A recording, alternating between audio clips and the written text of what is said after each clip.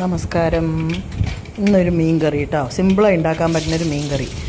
പാലക്കാട് ഉണ്ടാക്കണ പോലെയല്ല, ഇത് കോട്ടയം കൊല്ലം ആ സൈഡിലൊക്കെ ഉണ്ടാക്കണ മീൻ മുളകിട്ടത് എന്നാണ് ഇതിൻ്റെ പേര്.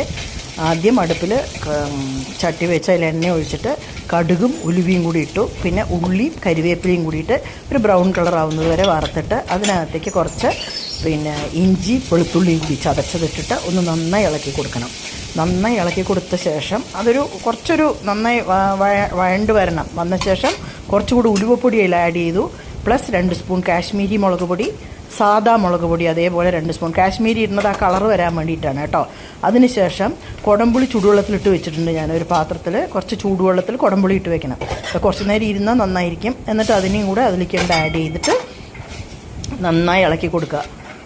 നല്ലപോലെ ഇളക്കി അതിനെ ഒന്ന് നന്നായി തിളയ്ക്കണം. ആ മസാലയും ആ പുളിയും എല്ലാം കൂടി ചേർത്ത് കുറച്ച് ഉപ്പ് കൂടെ ആഡ് ചെയ്ത് കൊടുത്തിട്ട് അത് നല്ലപോലെ തിളയ്ക്കാൻ വെക്കണം.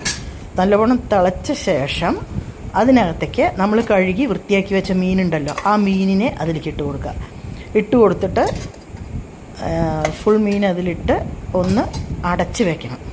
അടച്ച് വെച്ചിട്ട് കുറച്ച് നേരം ഒരു 3-4 മിനിറ്റ് ഇതപ്പോൾ ഒരു പ്ലേറ്റ് വെച്ചിട്ട് അതിനെ ഒന്ന് അടച്ച് നോക്കിയുള്ളൂ. ഒരു 3-4 മിനിറ്റ് വെക്കുമ്പോഴേക്കും നല്ലപോലെ അത് വെന്തിട്ടുണ്ടാവും. കാരണം ഈ കൂട്ടാൻ തിളച്ചിരിക്കുന്ന കൂട്ടാനാണല്ലോ, അതിലാണല്ലോ നമ്മളിത് ഇടുന്നത്.